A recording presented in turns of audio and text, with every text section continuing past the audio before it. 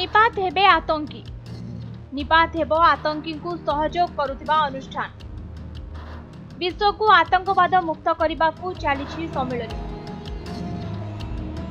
विदेश रे चली सम्मिलन एथिरे सामिल होइछंती बड़ बड़ देश भारत मध्य गोटे थर एही सम्मिलन आयोजक हो sorry no money for terror सम्मिलन 2018 मसीह आरंभ होइछि। विश्व में चलता आतंकवाद को विरोध करने सम्मिलन आयोजन कर देश तथा विदेश में होता आतंकवाद कार्यकलाप को बहु गुण में कमाइबारे सम्मिलन बड़ हाथ रही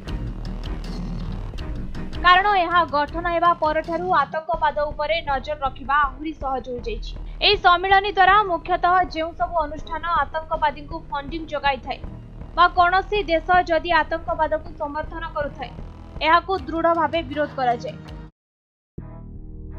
सबु देशर मिलित प्रयास रे आतंकवाद को मुकाबिला करबा मध्य सहज हेउछि। एथिरे भारत तरफरु केंद्र मंत्री नित्यानंद राय प्रतिनिधित्व करुछंती। शेष थर पई एहा भारतर दिल्ली रे आयोजन होइतिला। एथिरे भारत रे होइतिबा विभिन्न आतंकवादी हमला उपरे आलोचना करा जिबा सह मुख्यतः भारत को टार्गेट करथिबा अल कायदा और जैश मोहम्मद आतंकी गोष्ठी को ट्रैक करबा पई आलोचना करा जायतिला। आतंकवाद विरोध में होतिबा फंडिंग को नियंत्रण करबा पई प्रति देश में गोटे लेखाएं संस्था रही।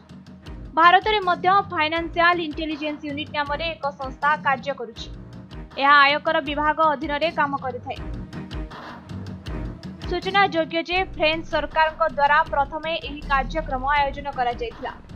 विश्व में बहु मात्रा रे आतंकवाद कार्यकलाप को रोकबा पई यह आरंभ होइतिला। तेबे यह द्वारा जदि देखिबा प्रथमे आतंकवादी को करा जाउतबा फंडिंग उपरे नियंत्रण करबा सहज होइछि। ब्यूरो रिपोर्ट समय लाइव।